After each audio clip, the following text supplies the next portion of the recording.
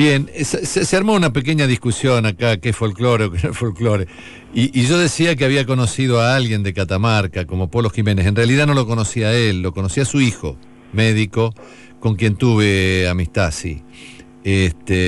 Como me hablaba una señora que decía que era catamarqueña, que es catamarqueña, yo dije, no tendrás algo que ver con Polo Jiménez. Y me pone acá todas las canciones que escribió. Vos no escuchaste el programa de entrada, pero hubo un señor que se quejó por un tema musical que pusimos folclórico, ¿no? Ah, Esta gente que experimenta mucho con la música, son dos laburantes de la música, dos docentes eximios, buenos intérpretes, pero bueno, innovan. Entonces hicieron el cosechero con percusión. En lugar de poner instrumento, pusieron percusión. Una percusión suena como si fuera, yo te dijera, una caja peruana, ¿no? sí, Más o menos así suena, bien huequita, y salió una persona que después comentó que se llamaba Jorge y que se enojó un poco por la forma que nosotros le respondimos, diciendo que era eso, que era bongo, que era música centroamericana, y en última instancia no estaría mal, al contrario, estaría bárbaro, ¿no? sí, sí. Folclore fusionado con lo centroamericano, que, bueno, sabemos todos que hay mucha ligazón, mucha hermandad, ¿no? Sí, En todo sí. esto. Así que bueno, mirá todo el lío que se armó por el tema. Hoy, por como festejamos, celebramos el Día de la Tradición, y por eso te pedí si no querías intervenir desde tu lado de la literatura, con esto de lo gaucho, lo gauchesco, lo tradicional y demás. Sí, vos fíjate que estaba pensando recién mientras esperaba hablar con vos, que justamente el día que muere Hernández, 10 de enero del 1884, a posteriori va a ser el Día de la Tradición, ¿no? Es decir, eso en algún momento, cuando él es reconocido o con la gauchesca es reconocida por los autores cultos recién en el siglo XIX, gracias a Lugones, a Rojas y a otros, termina siendo, digamos, una especie de tributo a la tradición, pero en realidad la literatura gauchesca es la única literatura original y revolucionaria de todas las que se escribieron en español, así como te lo digo, es decir, más revolucionaria que el modernismo incluso, porque primero fue, digamos, el propio Borges lo dice, es decir, dice Borges en la introducción a la literatura gauchesca, dice, el lazo y el caballo existieron desde Montana al Cabo de Hornos. No obstante, el resto de los países, salvo Argentina y Uruguay, se abstuvieron enérgicamente, dice, de producir una literatura, ¿no? Y la literatura gauchesca aparece como la única literatura original escrita en español. Y después esas cosas de los intereses políticos, tal vez, o ideológicos, hacen que la gauchesca sea tradición y se transforme en una tradición. La tradición siempre te pone resquemores porque te lleva a lo que es conservador, digamos, y vamos a lo de la música ahora, ¿no? Lo conectamos con este señor que no reconoció el ritmo de acuerdo al instrumento. Uh-huh. Bueno, con esto que quiero decir, que tampoco hay que cerrarse, digamos, ¿no? Yo, te digo la verdad, prefiero escucharlo a Troilo y así, a mí me gusta el tango y no el tango electrónico, así, ¿qué querés que te diga? Sí, sí. Pero bueno, no me opongo a que la juventud lo haga, porque puede tener una aproximación a los grandes maestros, digamos, uh-huh, a partir de una presunta innovación o de una innovación. Uh-huh. Pero es bueno aclarar esto de la literatura gauchesca porque fue muy ninguneado, digamos, en su época, porque se la trató más bien de una literatura utilitaria y que, como decía Borges, con mala leche, hombres de una ciudad, de la ciudad, dice, hombres cultos, inventaron un idioma que no se hablaba, ¿no? Pero en realidad la literatura gauchesca es eso, es la única literatura revolucionaria que se hizo en América. Uh-huh. No hay vuelta, digamos, ¿no? No hay, es lo más original que se ha hecho.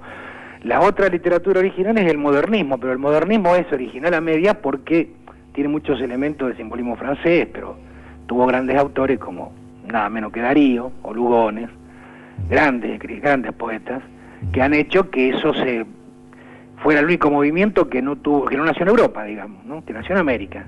Pero el otro movimiento que también nace en América es la gauchesca, lo que pasa es que está más reducido.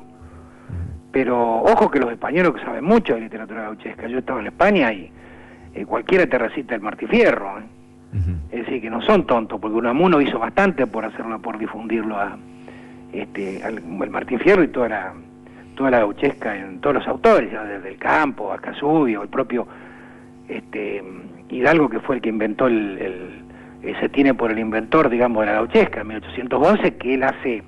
Fue el primero, ¿no? Claro, porque él hace una literatura realmente, por empezar, es una literatura patriótica, digamos, americanista. Él no habla en ningún momento ni de Argentina ni de Uruguay, porque eran cosas que no existían en ese tiempo. Él habla de americanos. En contra, por supuesto, de Fernando, de toda esa cosa independentista que después se pierde.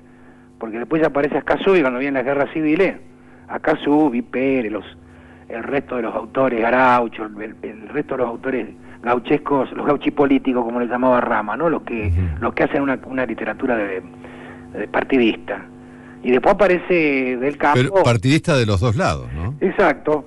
Luis Pérez, por ejemplo, está subsumido, soterrado porque era rosista, digamos. Más bien se conoce mucho más a Casubi, que era no solamente era unitario, sino que peleaba a favor de los unitarios, digamos, y dio su fortuna, y cuando hizo fortuna, porque él era humilde, pero cuando logró hacer dinero lo donó a la causa, digamos, estaba muy muy jugado. Después aparece Del Campo con una cosa más humorística, bastante interesante, que le hace decir a Hernández, en el prólogo a Martín Fierro: yo no vine a que la gente se divierta como habla un gaucho, como pudo hacer Del Campo. Yo quiero hablar de cosas de fundamento, digamos, ¿no? Y ahí aparece la gauchesca social. Pero es muy interesante porque lo curioso es que después, cuando tienen que oponerse, digamos, cuando viene el 1910, cuando viene el centenario y viene toda la turba inmigratoria, como le llamaba Lugones, había que parar todo eso. Y entonces, ¿qué hacen? Reivindican la gauchesca, en especial el Martín Fierro, que según Lugones era la Ilíada nuestra, digamos. Cosa que para mí me parece no excesivo, sino impertinente, ¿no? Me parece que no cabe ese... Bueno, pero no es para comentarlo acá, no cabe ese análisis. Pero fue el que realmente le dio... Y después, por supuesto, Rojas crea la historia de la literatura argentina, escribe la historia de la literatura argentina, que según Borges era más larga que la verdadera literatura. Y entonces y pone como materia la literatura en la Facultad de Letras recién creada, ¿no? Y entonces esos sí son los que reivindican. Ahí ya viene la canonización de la gauchesca, más que nada Martín Fierro, ¿no? Y que además es una obra maravillosa. Una obra maravillosa. Pero el extranjero, que si bien sirvió para parar al extranjero, ¿no? Desempolvaron la gauchesca como para parar a... Claro, le cambiaron, porque Martín Fierro, por lo menos la primera parte, es absolutamente rebelde y cuestionador. Entonces esto lo neutralizan, digamos, desde otra parte, desde otro espectro ideológico. Lo santifican, digamos, diciendo esto es la parte... Es nuestra cultura, es nuestra tradición, es el ser nacional. Y el ser nacional no es solamente el criollo. ¿Cuántos inmigrantes vinieron acá? Por empezar, nosotros creo que no somos nacidos somos nacidos de los barcos, digamos, por los padres, por los abuelos. Es un país muy interesante ¿no? Que no se puede reducir a esquemas. No.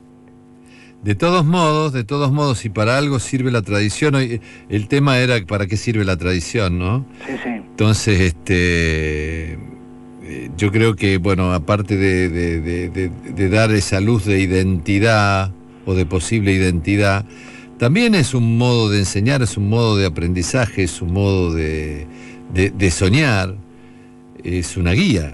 No, pero además es como, como el origen, ¿no? Digamos, uno no puede... nosotros, nos guste o no, somos hijos de una tradición, digamos, entonces la tenemos que aceptar o la tenemos que cuestionar, pero nosotros no podemos negarla, no podemos pensar que con tanta petulancia como que nosotros nacimos de la nada. Nadie nace de la nada. La verdadera cultura se va alimentando, va cambiando, va viendo va modificando sus ejes y va retomando, y etcétera, etcétera, pero la tradición básicamente y la identidad, ¿qué somos nosotros? Vos sabés que... uno donde podemos abrevar todos ahí, en mayor o menor medida. De hecho. Y además, esa llama alimentarla, porque es lo que a nosotros nos ha dado vida.